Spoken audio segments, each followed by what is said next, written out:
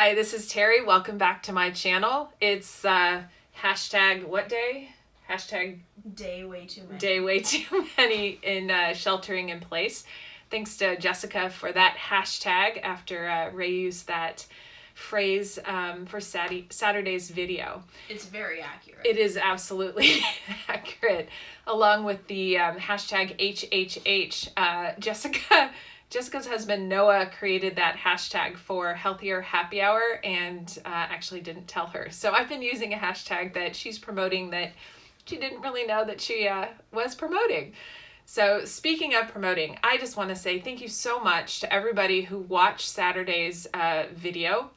The Mom on Strike, Hello Divorce, ?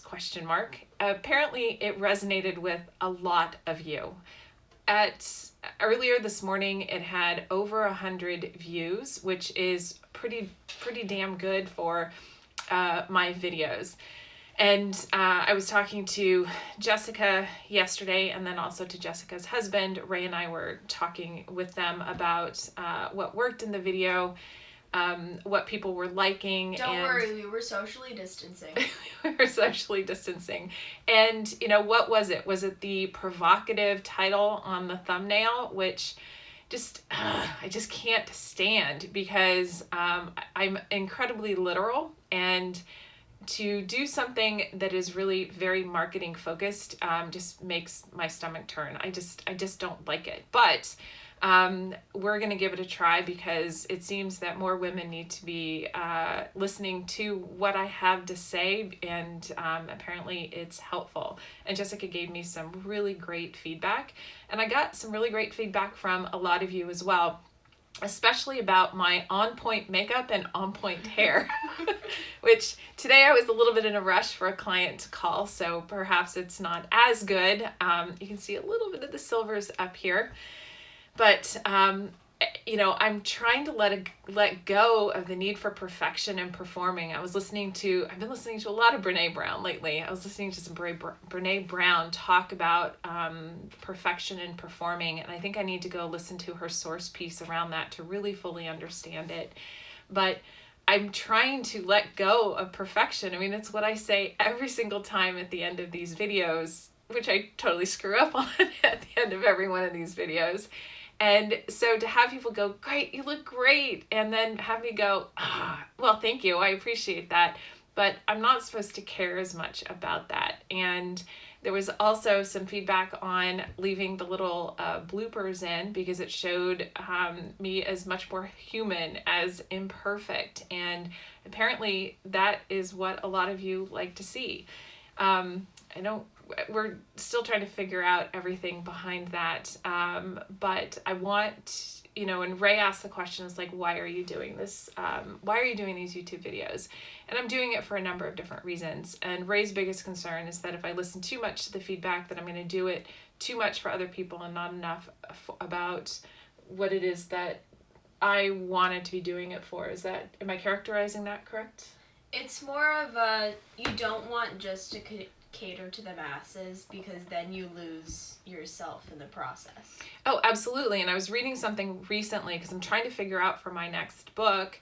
And, when I had a focus and then I went out and I'm doing research and I'm kind of like a little lost. And then I was able to actually bring it back in to focus on the audience that I want to target, which is an extension of the audience for piloting your life. It's basically extending it beyond Gen X and focusing maybe on 35 to 59-year-olds and focusing on value graphics rather than demographics beyond that. What do the women that I'm targeting look for in value?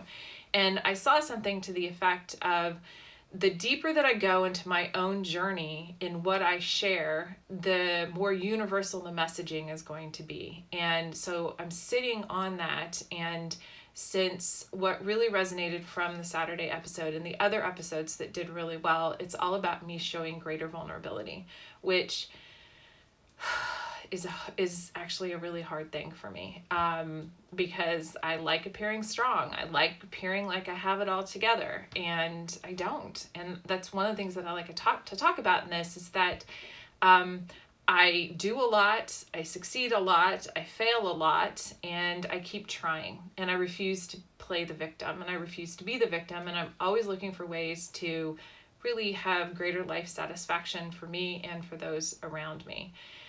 And so with the whole perfection thing, one of the things that I'm hoping for with our appearances is that with all of us being on a lot more video conferences, whether it's Google Hangouts, whether it's Microsoft Teams, whether it's Zoom, whether it's Blue Jeans, whether it's Skype, whether it's FaceTime,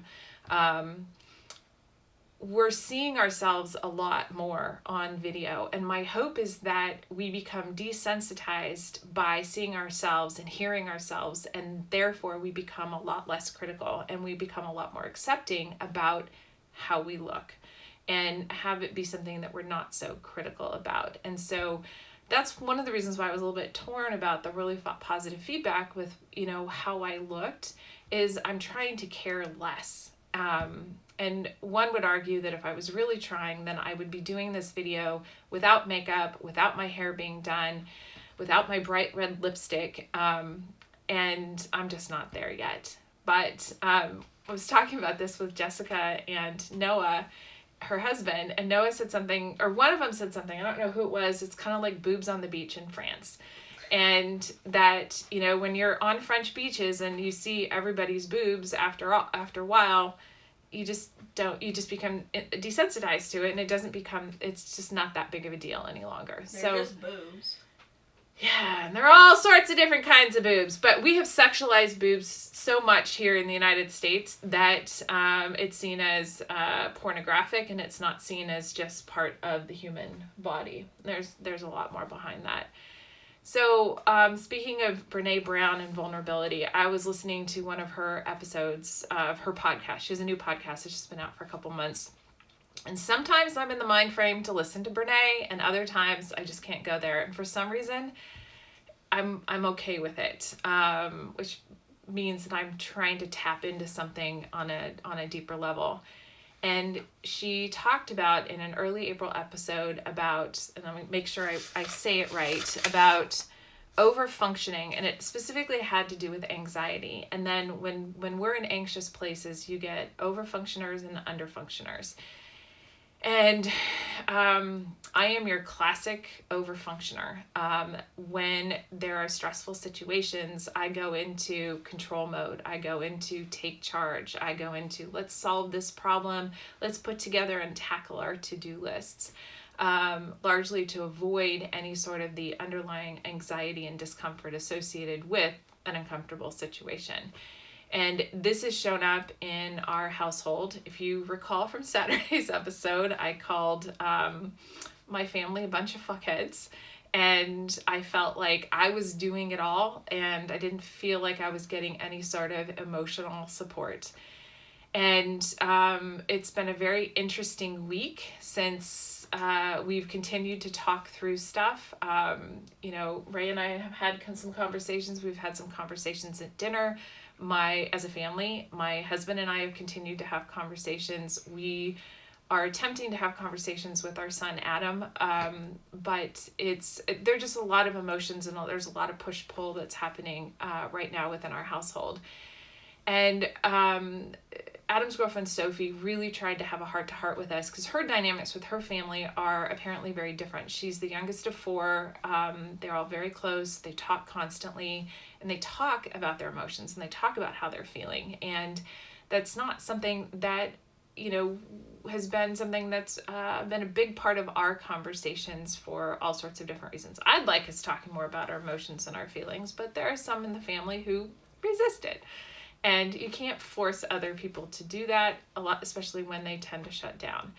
So apparently as an overfunctioner, let's see, what am I supposed to do? Kind of let go and be okay with things not necessarily turning out okay. Oh God, that hurts thinking about it. But she talked about, in admitting that I'm an overfunctioning person, admitting that I probably have taken too much control and have tried to make everything okay for everybody. And I admit it, I've totally done this. it's apparently a pattern based on a learned behavior. It's not uncommon for the oldest child in a family to take this kind of thing on. Even though I'm only the oldest by 9 minutes, I am the oldest in the family of the 3 in my family. So apparently I'm supposed to let go more, and let underfunctioners step up, and they may not be comfortable stepping up. And so it's going to continue to have some discomfort. And so my natural tendency when I reach my point is to say, fuck it, I'm out of here. It's all on you. I'm done doing all of this. And I think it's going to have to be something that's more balanced. And that's what I've been trying to do over the last week, is trying to find a more comfortable balance of me doing things and then letting other people do things and being okay with that outcome. What do you think of this, Ray? I think it's good that you're realizing that there needs to be a balance. I think, yeah, it's definitely been a bit of a struggle over this week. At least I've noticed you've definitely been struggling with that, especially the balance. Because you're often a very all or nothing person. Moderation is not generally part of my vocabulary. So it's been very interesting. Yeah, but it also means that other people are going to have to change their behaviors too. It's not just me doing it. One of the reasons why, reasons why overfunctioners do this is that we want to focus more on doing than feeling. And so by doing, we can avoid feeling. And I think that is one of the interesting things about the last 7 weeks of sheltering in place and being in this situation, is that we are really forced, because of the situation, to put a lot of our behaviors under a microscope, because a lot of things are being magnified, and then we're having to deal with them in ways that we normally wouldn't have to deal with them, because there's space. You can move, we're just all here. So I'm wondering if others out there are experiencing the same. I don't even have to wonder. I know that others are experiencing this out there and are struggling with this. And if I can give any sort of comfort in just saying you're not alone. And my hope is that from this we can learn how to be happier, more content, operate better in the world once we come out of this, I say cocoon, and it could be, because it's going to be it's transformational. So we're somewhat in a cocoon right now, and a lot of things are happening within this cocoon, and we're all transforming to some extent, and it's uncomfortable. I am not loving this. The other thing is that,